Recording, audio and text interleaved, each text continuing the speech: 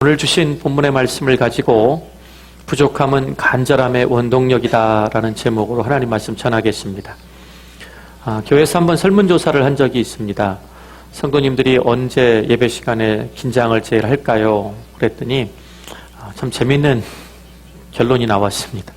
본인들이 뭔가 큰 순서를 맡았을 때 관계상에 나와서 대표 기도를 하신다든지 특송을 하신다든지 그럴 때도 긴장을 하는데 설교 본문이 길 때 긴장을 한다고 합니다. 그러니까 설교 본문이 길면 말씀이 길어질 거라고 이렇게 지레 겁을 먹는 거죠. 근데 또 설교 본문이 짧다고 설교가 짧게 끝나냐? 그렇지도 않습니다. 오늘 제가 한 절을 여러분과 함께 합독했는데요. 긴장 안 하시기 바랍니다. 저는 항상 정해진 시간에 끝내겠습니다.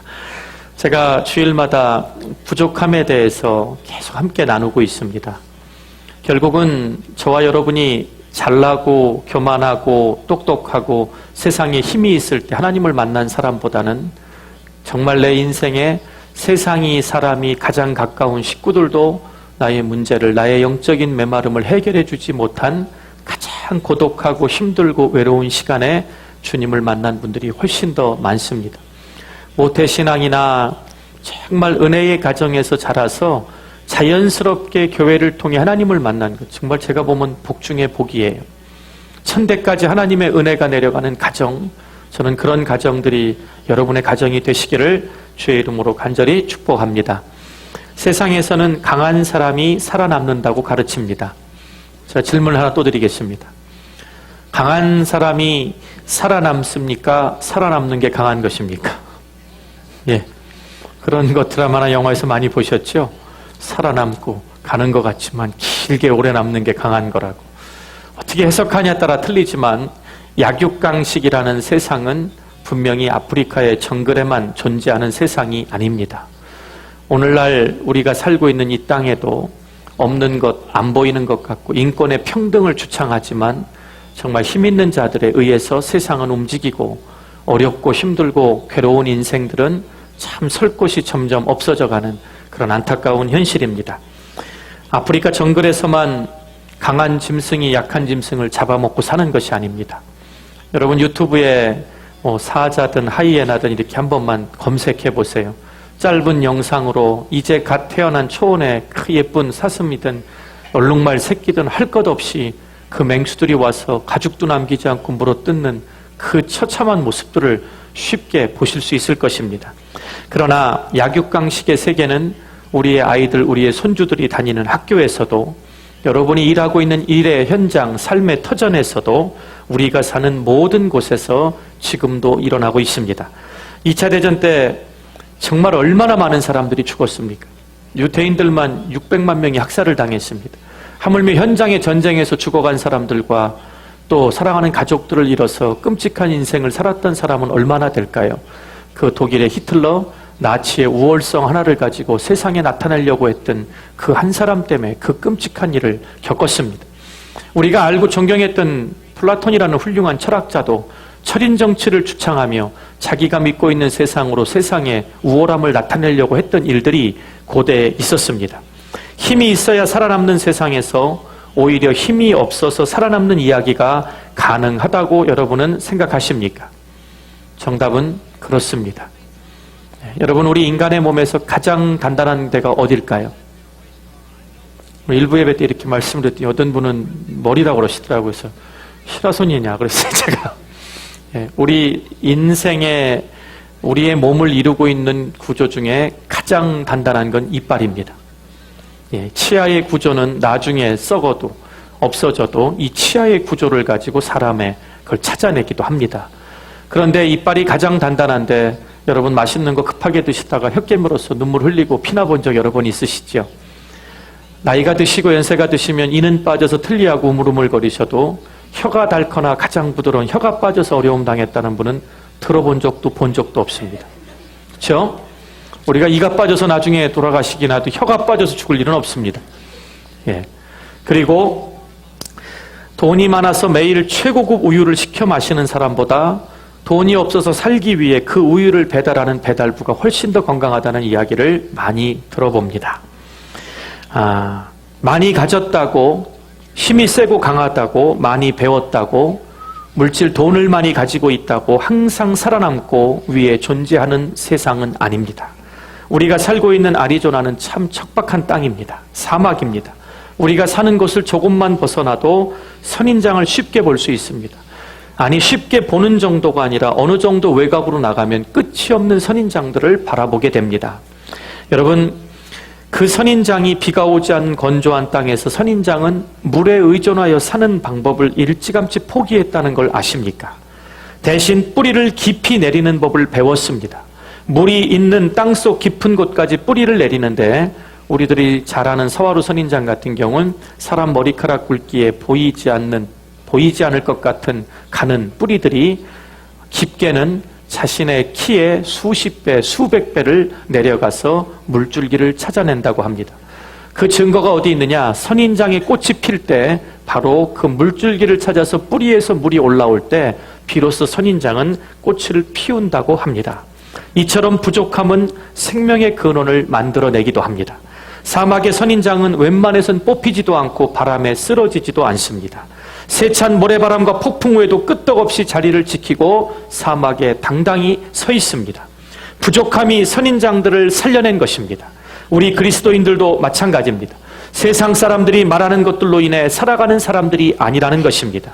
우리들의 부족함 속에 담긴 한량없는 하나님의 은혜가 값없이 예수님만 믿으면 거저주신 영생의 하나님의 구속의 은혜가, 하나님의 하늘의 능력이 우리를 끝까지 오래 참음으로 용서해 주신 하나님의 자비하심으로 인해 오늘 우리는 믿음의 현장에 꿋꿋이 서 있는 그리스도인이 된 것입니다. 지난주 설교 마지막 부분에 야복강가의 야곱의 기도 이야기를 해드렸습니다. 기억나시죠? 이것도 기억 안 나신다 그러면 정말 사람도 아니에요. 인간이에요. 네, 제가 얼마나 마지막에 야곱 이야기를 열정을 다 해드렸는데요. 여러분, 창세기 32장에 나오는 이야기, 제가 이 말씀을 드리기 전에 질문을 드렸죠. 이 성경에 등장하는 수많은 믿음의 기도의 선배들 중에 하나님께 가장 큰 기도의 능력의 응답을 받은 사람이 누구라고 생각하십니까? 제가 이 설문을 조사해 봤더니 학교에서요, 예상보다 홍해가 갈라진 기도의 응답이라기 많이 나왔습니다.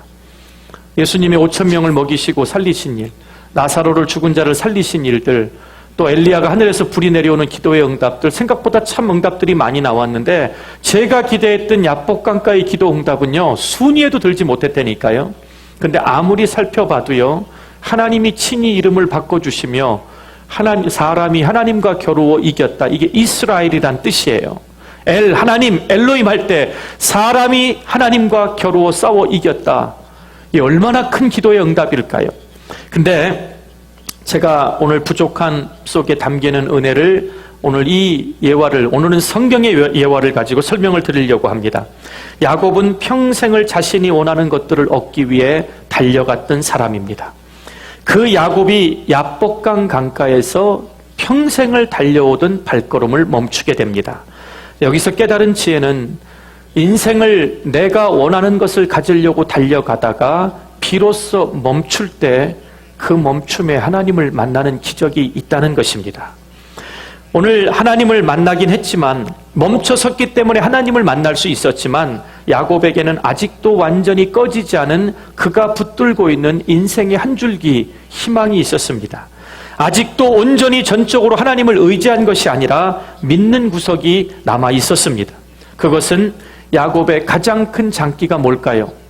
이렇게 여쭤보니까 어떤 분들은 사람을 잘 속이는 언변이다, 머리를 잘 굴리는 잔머리다, 이렇게 얘기를 하시는데, 야곱에게 있어서 가장 큰 장기는 누구도 따라올 수 없는 체력의 튼튼한 두 다리였습니다. 여러분, 야곱이 엄마가 형한테 죽임을 당할까 봐 피난을 보내죠, 친정으로. 그 길이 얼마나 먼 길인 줄 아십니까? 그런데 야곱이 피난을 가다 도망가다 살기 위해서 너무 지쳐서 길거리에서 돌을 베고 잠을 자다가 꿈속에 하늘문이 열리고 사다리가 내려와 천사들이 오르락내리락 하며 하나님의 보좌 있는 것을 보고, 내가 아버지 집에서 예배드릴 때만 있던 하나님이 오늘 이곳에 계신 걸 보았다. 그래서 붙인 이름이 베델, 하나님의 전, 하나님의 집이라는 뜻입니다. 여러분이 살고 있는 현장에 살아계신 하나님의 임재를 느끼는 그곳이 바로 베델, 하나님 앞에 예배를 드리는 하나님의 터전이 되는 것입니다.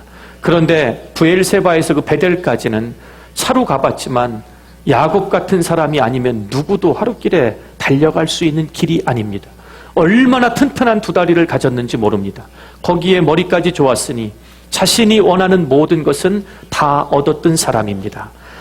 야곱은 믿는 구석, 그의 가장 큰 장기인 다름박질 잘하는 튼튼한 두 다리가 있었습니다.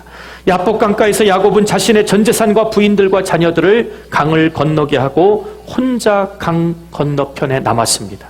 이윽고 야곱은 기도를 시작한 지 얼마 안 돼서 주의 천사가 나타나서 그의 기도 앞에 서게 되는 장면을 우린 창세기 32장에 분명히 보게 됩니다. 야곱의 입에서는 나를 축복하기 전에는 절대로 놓지 않겠습니다. 사생결단을 하고 기도를 하고 있는데 아무래도 기도에 뭔가 석연치 않은 부분이 있어요. 어떻게 짐작할 수 있냐고요? 동이 터오려고 하는 데까지도 하나님의 천사 사자가 응답해 주시지 않는 걸 보니까 기도 응답이 안 되는 이유는요, 뭔가 하나님이 원하시는 기도가 아니라는 뜻이지요. 왜 그랬을까요? 분명히 아침동이 터오는데도 무슨 일인지 주의 천사가 그 간절한 야곱의 기도에 응답하지 않았던 것입니다. 분명 하나님이 보시기에 야곱의 기도에 석연치 않은 부족함이 있었다는 결론입니다. 야곱의 기도를 그래서 제가 상상해 봤습니다. 뭐라고 기도했을까? 제가 이렇게 1부 때 상상한 걸 얘기했더니 막 성경을 찾으시더라고요. 이거 없어요. 예, 이렇게 기도했을 것 같다고 제가 유추한 거예요. 하나님, 하나뿐인 제 쌍둥이 형 에서가 20년쯤 지나면 좀 화도 풀리고 보고 싶은 동생, 핏줄이라고 나 하나인데 그래도 화도 좀 풀리고 나를 좀 기다리고 있을 줄 알았더니 저를 쳐 죽이려고 400명의 칼찬 군사를 데리고 이를 갈며 달려오고 있습니다. 하나님이 저를 도와주셔야만 저는 살아날 수 있습니다. 그런데도 만일 하나님 저를 도와주시지 않으면 제게도 방법이 하나 남아 있습니다. 이미 모든 재산과 가족들은 강을 건넜으니 강물 뒤에서 버틸 때까지 버티다가 그래도 응답을 안 해주시면 마지막 순간이 튼튼한 두 다리로 내 생명을 보존하고자 저는 또 달려갈 수밖에 없습니다. 이렇게 기도했을 것 같아요. 야곱의 인생을 살아온 걸 유추해 보면요, 충분히 가능한 기도입니다. 나중에 외삼촌이자 장인한테도 당신이 나에게 품삯을 몇 번이나 변역했는데 내가 이걸 가지고 나왔다고 나를 따라왔습니까? 이야기하는 장면을 보면, 그의 따지는 집요함을 보면 자신이 노력해서 얻은 것에 대한 정당성은 단 누구에게도 거저 주거나 내준 적이 없는 사람입니다. 야곱에게는 아직 꺼지지 않던 희미한 등불, 바로 튼튼한 그의 두 다리를 의지하는 마음이 남아 있었습니다. 이 희미한 희망의 두 다리가 결정적으로 그의 기도의 간절함을 방해하고 있었던 것입니다. 여러분들 중에 미국 처음 오셨을 때와 10년, 20년, 30년이 지난 지금을 한번 비교해 보시기 바랍니다. 어떤 분은 옛날에 너무 연약하고 아파서 약을 가지고 골골하시며 살다가 하나님 은혜로 건강을 되찾고 지금 더 잘 사시는 분이 있습니다. 어떤 분들은 자녀들이 속을 새겨서 밤마다 눈물로 한숨 지며 창피해서 누구에게 얘기도 못 꺼내고 죽을 심정으로 참다가 그 자녀들이 결혼하고 자녀를 낳고 철이 들어서 엄마의 그 힘들었던 마음을 이해하고 지금 효도하고 있는 자녀들을 두신 분들도 있을 것입니다. 어떤 분들은 내일 갚아야 하는 페이먼트 유틸리티 돈도 모자라서 은행의 기본 밸런스가 떨어져서 페널티를 물어가면서 살다가 지금은 내일 걱정을 안 하고 오늘 무얼 먹을까 걱정 안 하고 돈 문제만큼은 아주 풍족하진 않아도 내일 굶을 걱정 안 하고 사시는 분들도 꽤 많을 것입니다. 그때와 지금 똑같은 하나님 앞에 기도하는 여러분의 간절함을 가로막고 있는 것이 지금의 세상 돌아가는 환경이라고 여기십니까? 아니면 여러분의 변한 환경에 여러분이 붙들고 있는 한 가지 희망 때문에 그렇다고 생각하십니까?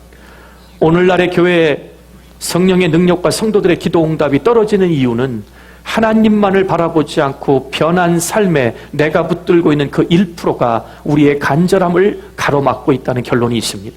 오늘 이 야곱을 한번 보시기 바랍니다. 이 희미한 희망의 두 다리가 그의 기도의 간절함을 방해하고 있을 때, 배수진을 치지 않는 기도, 생명을 걸고 기도하지 않을 때는 하나님의 응답이 없다는 것을 이 야곱의 야복강가의 기도를 통해 우리는 배워야 합니다. 그때 주의 천사가 새벽에 이르러 그의 기도가 변하지 않자 야곱이 믿었던 환도뼈를 쳐서 부러뜨리고 그 튼튼했던 다리를 절뚝거리게 만들어버렸습니다. 왜 그랬을까요? 어디를 쳐야 됐을까요? 머리를 믿고 있었으면 머리를 쳐야 된대요. 그럼 죽지요. 아닙니다. 야곱이 끝까지 믿었던 건 그 두 다리로 생명만 부지하면 또 자기는 이룰 수 있을 거라는 그 생각을 하나님이 그 야복강가에서 철저하게 부서뜨리셨습니다. 이제는 내가 이 두 절뚝거리는 이 두 다리로 도망가 내 생명을 유지할 수 없으니 하나님이 도와주시지 않으면 나는 살 길이 없습니다. 그때 그 새벽에 그의 기도는 훨씬 더 간절한 정도가 아니라 비교도 되지 않는 간절함이 하늘을 보고 하나님의 능력을 구했던 것입니다. 하나님의 도우심과 구원하심이 없이는 살아도 산 것이 아니라는 걸 깨닫게 된 것입니다. 야곱의 기도는 그제서야 하나님이 원하시는 수준의 간절한 기도가 되고, 너의 이름이 무엇이냐? 야곱입니다. 이름이 좋지 않구나. 이제 다시는 내 이름을 야곱이라 부르지 말고 이스라엘이라 하리라. 이는 사람이 하나님과 겨루어 싸워 이겼음이니라. 그 이스라엘의 은혜가 저와 여러분 모두에게 임하는 복된 아침 되기를 주의 이름으로 축원드립니다. 달릴 수 있는 마지막 가능성인 두 다리를 치심으로 오히려 하나님만을 바라보는 눈을 열어주셨던 하나님, 야곱은 그 눈을 들어 분이엘 하나님의 얼굴을 대면하여 보는 복을 누렸습니다. 여러분, 그 하나님의 얼굴을 대면하여 보시기 바랍니다. 제가 7월달 들어 축도하고 헌금 봉헌 기도할 때 여호와 하나님은 그 얼굴을 우리에게로 향하시며 은혜 베푸시기를 원하시는 분이라는 축복의 메시지를 자꾸 드리지요. 하나님을 영적으로 얼굴을 대면하고 분이엘의 은혜를 누리지 못하면 이 땅에 승리할 길이 없음을 깨닫게 되시기를 바랍니다. 성경의 예화를 하나 더 드리겠습니다. 제가 좋아하는 엘리야입니다. 엘리야가 몇 대 1로 싸웠죠? 850대 1. 가끔 우리 남선교회 남자 집사님들 과거 왕년에 내가 13대 1로 싸우셨다는 13명에 10명은 제가 들어봤지만 850명과 싸웠다는 이야기는 못 들어봤습니다. 바알과 아세라를 섬기는 850명의 선지자와 영적 기도의 전쟁을 벌입니다. 내용은 갈멜산 꼭대기에 제단을 쌓아놓고 자신이 믿는 신의 이름을 부르고 기도하여 하늘에서 불이 내려와 재물을 태우는 신이 진짜다. 안 내려오면 나머진 죽는다. 850명이 하나하고 싸우니까 오케이, 억셉트 해버린 겁니다. 그런데 성경에 보니까 누가 먼저 기도했죠? 바알과 아세라를 믿는 850명이 언제까지요? 아침부터 저녁까지. 이게 참 중요합니다. 기도하다가 응답이 안 되니까 엘리야가 또 이렇게 긁었죠. 니네 신이 잠들었나 보다, 마실 갔나 보다, 좀 크게 해봐라. 그러니까 칼과 돌을 들어 몸에 피를 내고 피 뿌리고 난리를 쳤지요. 850명이 제단 앞에서 피를 뿌리며 간절하게 기도할 때 그 산이 메아리가 얼마나 컸을까요? 근데 이제 저녁 때가 돼서 이제 치워버려라, 내 차례다 하고 엘리야가 기도합니다. 저는 그 성경에서 저녁 소제 드릴 때에 하나님 앞에 저녁 시간에 예배 드릴 때 숨어서 두려워했지만 바알에게 무릎 꿇지 않는 하나님의 사람들이 기도했던 동역의 순간, 엘리야는 그 순간을 놓치지 않았고 하나님 앞에 기도를 하기 시작을 하는데, 잘 들어보시면 얼마 동안 비가 안 왔다고 돼 있죠? 3년 반 동안. 지지난주에 물 나와갖고 잔디가 푸르렀는데 새벽기도 끝나고 나가보니까 누렇다 붙어 까맣게 된 데가 있어요. 일주일 비 안 왔는데요. 중간에 한번 왔는데도 이 정도면 3년 6개월 동안 여기보다 뜨거운 햇빛이 내렸지면요, 나뭇가지나 풀은 조금만 불빛만 켜도 불이 붙습니다. 그 당시에 옷은 통짜로 짜서 넓었으니까 엘리야에게도 인간적인 방법은 있었습니다. 850명이 난리치고 피 뿌리는 동안 한쪽 구탱이에 하나를 숨겨놓든지 자기 옷 속에 부싯돌을 가지고 몇 번 튀기면 인간적인 방법으로 불 붙일 수 있었을 것입니다. 근데 엘리야가 어떻게 하나 했더니 엘리야의 기도에는, 엘리야의 믿음에는 만약이라는 단어가 없더라고요. 만약이라는 단어가 없더라고요. 뭐라고 말하냐면 오히려 4통의 물을 가득 채워서 그 제단의 제물 위에 쏟아 붓기 시작을 합니다. 재물이 흠뻑 젖고 제단 주위에 파놓은 고랑에도 물이 가득 찼다. 성경은 그렇게 기록합니다. 이제 하나님이 하늘에서 불을 내려주시지 않고 제단에 불이 붙을 확률은 우연히 붙거나 뒤에서 몰래 붙이거나 0%가 됐을 때 엘리야는 어떤 순간에 자신의 기도가 가장 하나님 앞에 간절해지는지를 알았던 사람입니다. 반대로 저와 여러분이 기도할 때 하나님 앞에 하나님의 응답이 아니면 이 문제에 대한 해결은 없다는, 하나님의 응답이 아니면 내가 붙들고 있는 건 아무것도 아니라는 그 0%의 간절함이 우리에게 있지 않는 한 우리는 우리의 부족함 속에 하나님의 능력을 담을 수 없을 것입니다. 오늘 엘리야는 자기 자신이 어떤 사람인지를 누구보다 잘 알았어요. 이세벨의 협박 한마디에 도망가서 로뎀나무 아래에서 죽여달라고 했던 우리와 성정이 똑같았던 그는 1%만 희망이 있어도 하나님 앞에 매달리지 않는 걸 알기에 생명을 걸고 그 1%를 없애 0%로 만들어 놓고 하나님을 100% 의지하며 생명을 건 기도를 시작합니다. 하늘에서 불이 내려온 것은 어쩌면 생명을 걸고 간절히 기도했던 엘리야에게 하나님의 당연한 응답이라 저는 믿습니다. 하나님은 이처럼 가끔씩 우리가 붙잡고 살아가는 하나님 이외의 모든 가능성에 물을 부어버리시기를 원합니다. 아니면 야곱처럼 한 돛배를 쳐서라도 하나님 앞에 인간적으로 붙들고 있는 마지막 소망을 끊어버리시기를 원하십니다. 오늘 우리 인생의 광야를 건너기 위해서는 그 방법밖에 없기 때문에 그런 것입니다. 그래서 성도는 때때로 의도적으로 자신을 부족함의 환경으로 내모는 것이 필요합니다. 요즘에는 우리 성도님들 중에 잘 드셔서 혈압과 당뇨의 문제 있는 분들은 계셔도요, 60년, 70년대에 못 드셔서 영양실조로 뼈 틀어지는 분들, 각기병 이런 거 못 봤습니다. 왜 우리가 이렇게 풍요롭고 잘 먹는 세상에 하나님 앞에 정해놓고 처리하고 금식하고 기도해야 되는 줄 아십니까? 그런 부족한 광야로 우리를 내몰 때 하나님만을 의지하는 우리의 영적인 눈이 하나님 보좌의 시선이 고정되기 때문에 그런 것입니다. 때로는 우리가 1년에 한 번씩은 간절히 금식하면서 우리의 잠자던 영혼도 깨어나고 우리의 잘못됐던 육신의 모든 찌꺼기도 한 번쯤은 서큘레이팅해서 변하는 삶이 있어야 되겠다는 것입니다. 오늘 본문 말씀이 우리에게 주시는 영적인 교훈은 너무나도 단순하고 강력합니다. 그리스도인들의 삶은 바라봄의 대상이 누구냐에 따라 판단되어진다는 것입니다. 예수님만 바라보면 감사가 생길 줄 믿으시기를 바랍니다. 예수님만 바라보면 그 은혜의 감사에 한없는 눈물이 회복되기를 주의 이름으로 축원드립니다. 너무 많은 것을 바라보면 불만과 원망이 차올라옵니다. 여러분, 동물의 왕이라는 사나운 사자, 저희 선배 목사님이 아프리카 선교를 가시기 전에는 사자는 그냥 좀 세고 뭘 잘 잡아먹고 한번 물면 좀 무섭다 이렇게만 느꼈대요. 선교사님이 계신 곳에 새끼 사자를 보여줬는데요, 먹을 걸 갖고 약 올리니까 옷 위를 이 발톱이 나오는데 평상시에는 안 나와 있는데 움켜질 때는 발톱이 나온답니다. 그 새끼 사자의 발톱이 옷 위를 조이는데요, 이게 어미 사자나 큰 숫사자였다면 물어 죽는 것보다 이걸로 마저도 죽겠더라는 생각을 하더랍니다. 그때부터 사자가 얼마나 무서운지를 몸소 체험했다고 합니다. 근데 그 사자를 서커스에서 조련할 때 방법이 얼마나 쉬운지 여러분 혹시 들어보셨습니까?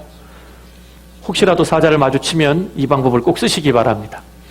사자는 포효하며 살기가 등등한 가장 맹수 중에 맹수입니다. 근데 그 조련사가 사자를 조련시킬 때 의자 튼튼한 다리가 4개짜리 의자를 사자의 눈앞에 갖다 준다고 합니다. 사자의 눈앞에 4개의 의자 다리가 보이면 달려들 것 같은데 일단 당황한다고 합니다.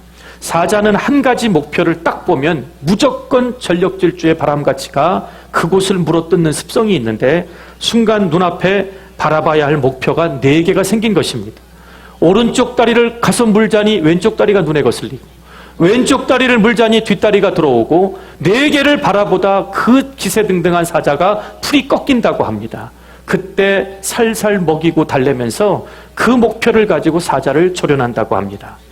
여러분, 한 가지 목표를 바라보고 살던 사자에게 4개의 목표물이 한꺼번에 생긴 것은 반가운 소식이 아닌 것입니다.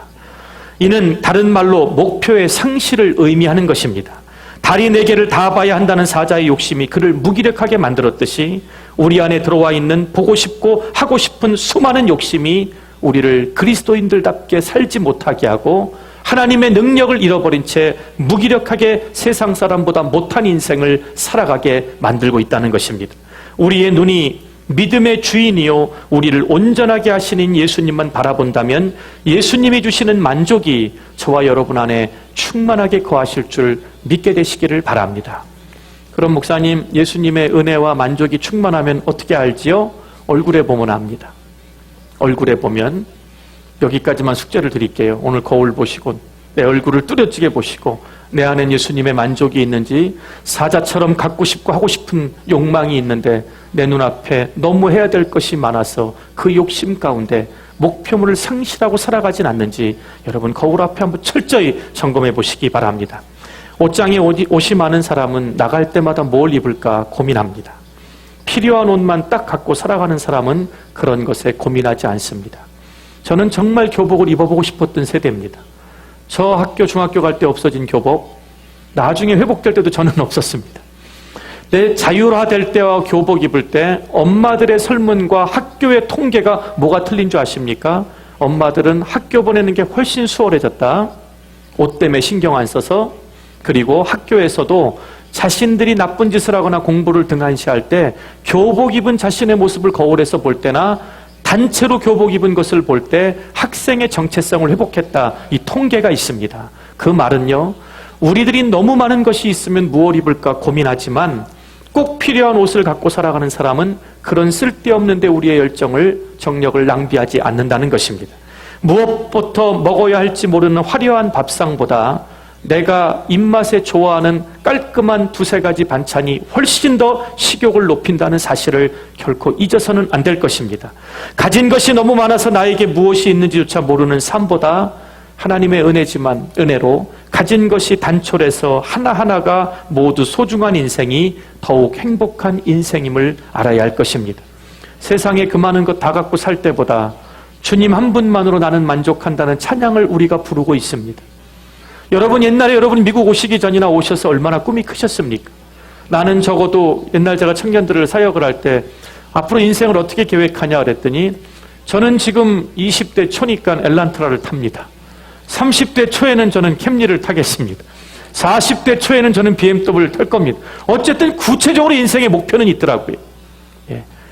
물어봤더니 세상에 자기의 꿈과 채우고 싶은 것이 너무 많습니다. 근데 우리의 찬양은요, 주님 한 분만으로 나는 만족한 것.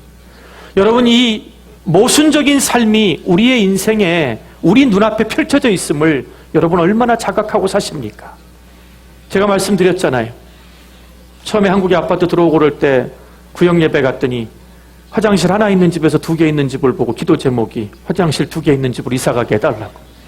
10년 만에 또 갔더니 3개 있는 집을 보면 평생 주님 만날 때까지 화장실 크기만 옮겨가다가 주님 뭐 하다 왔냐 그러면 화장실 개수 늘리다 왔습니다. 그러실 거예요? 입으로는 주님 한 분만으로 나는 만족한다고 박수치며 찬양하는데 우리의 마음은 딴 데 가 있습니다.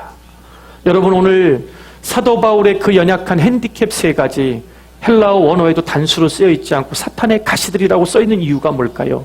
얘는 한 가지 부족함 정도는 꼬꾸라지지 않는다는 걸 주님이 아셨어요. 근데 사도 바울이 대단한 건 그 은혜가 내게 족하다는 고백을 나를 잘하신 하나님이 이 사탄의 가시들로 이 연약함 때문에 하나님만을 바라보고 살게 했던 이것이 내 삶의 자랑이 된다. 저는 여러분의 자랑이 지금부터라도 바뀌게 되시기를 바랍니다. 그 연약함 때문에 하나님의 능력이 머무는 통로가 되시기를 주의 이름으로 축원드립니다. 오늘 사도 바울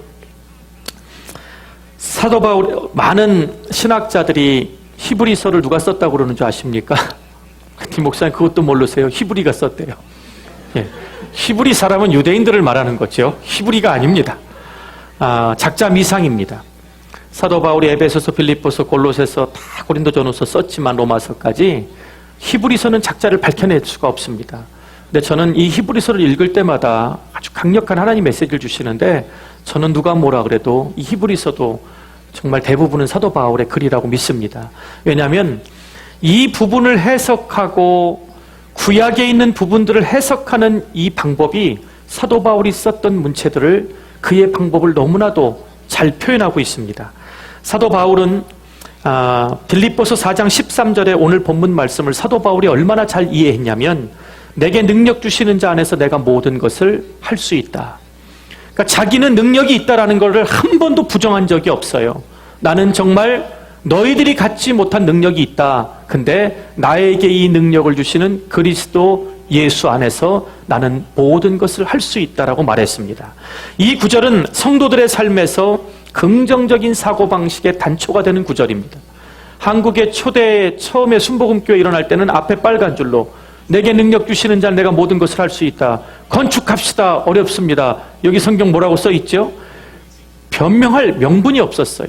그리고 성경이 뭐라고 교회들마다 써놨냐면 할 수 있다, 하면 된다, 해보자, 예수님과 함께. 누가 반대하겠어요? 여러분 같으면 반대하시겠어요? 그런데 이 구절이 모든 것을 할 수 있다는 사도 바울의 능력에서 나온 고백일까요? 아닙니다. 절대 그렇지 않습니다. 이 본문을 이해하려면 빌립보서 4장 13절이 내게 능력 주시는 그리스도 예수 안에서 우리가 모든 것을 할 수 있느냐? 맞습니다. 그러나 이 구절을 이해하려면 11절을 반드시 이해하셔야 됩니다. 바울은 모든 것을 할 수 있었을까요? 죽은 사람을 살렸습니다. 사도 바울이 너무 복음을 전하는데 바빠서 아픈 사람이 죽어갈 때는 그의 몸에 있던 손수건 앞치마만 갖다 둘러놔도 죽어가던 사람이 살아나는 능력자였습니다. 그런데 슈퍼맨 같은 그의 능력의 고백이 아니라 그가 말한 이 고백은 일반적인 방법과는 너무 달랐다는 것입니다. 빌립보서 4장 11절에 보면 내가 궁핍함으로 말하는 것이 아니니라 어떠한 형편에든지 나는 자족하기를 배웠노라. 이 말에는 주어가 하나 빠졌죠. 주님 때문에, 주님의 은혜 때문에 나는 배고프고 궁핍하고 가련해서 너희들에게 말하는 것이 아니라 이보다 더한 형편에 처할지라도 자족하는 법을 주님 때문에 배웠다, 이 뜻입니다. 바울은 하나님이 주신 능력으로 가난을 부유함으로 바꾸지 않았습니다. 요술을 부려서 배고플 때 빵을 만들어낼 능력도 없었습니다. 하지만 바울은 어떤 상황에도 주님 한 분 때문에 그 연약함을 자랑하며 감사하는 마음으로 순교하시는 그 순간까지 십자가의 길을 걸어갔습니다. 빌립보서 4장 12절에 보면 나는 비천에 처할 줄도 알고 풍부에 처할 줄도 알아. 모든 일 곧 배부름과 배고픔과 풍부와 궁핍에도 처할 줄 아는 일체의 비결을 배웠노라. 이렇게 말합니다. 여러분, 우리가 주님의 능력 안에서 모든 것을 할 수 있으려면 여러분이 굶고 힘들고 어려운 빈궁에 처했을 때나 하나님의 은혜로 은혜 가운데 걱정거리가 없는 풍부의 평안함에 처했을 때나 배고플 때나 배가 부를 때나 모든 일에 일체의 주님의 비결을 배우셔야 합니다. 오늘 본문에 보니까 제일 중요한 부분은 뒷부분입니다. 여기 보면 주님께서 주님 앞에 있는 기쁨을 위하여 십자가를 참으셨대요. 여러분, 예수님이 겟세마네 동산에서 이 순종하시고 이 십자가를 지고 잠깐만 고통당하시면 뒤에 올 영광을 기쁨으로 받아들이셨을까요? 복음서의 기자들은 그렇게 기록하지 않습니다. 내가 죽을 심정이 되었도다. 떨어지는 땀방울이 핏방울이 되어 하나님 할 수만 있으면 이 잔만큼은 내게서 거두어 달라고 어느 정도 기도하면 떨어지는 땀방울이 피가 섞여 떨어질까요? 그런데 오늘 사도 바울은 뭐라고, 제가 이렇게 얘기하니까 또 우리 목사님이 히브리서는 사도 바울이 썼다라고 얘기하시면 제가 많이 논쟁을 해야 됩니다. 오늘 이 본문을 보니까 하나님이 주시는 기쁨을 위하여 십자가의 부끄러움을 참으사 개의치 아니하시니 너희 하나님 보좌 우편에 앉으시더라. 우리의 문제는 십자가를 통과하지 않고 하나님 보좌 우편에 앉으려고 하는 문제입니다. 그 연약함 속에 하나님의 능력을 구하는 기도를 빼놓고 하나님의 은혜가 부어진 결론만을 생각합니다. 절대로 그 십자가의 고난을 통과하지 않고는 하나님의 영광의 기쁨은 우리 안에 올 수 없습니다. 오늘 이 본문을 붙드시기를 바랍니다.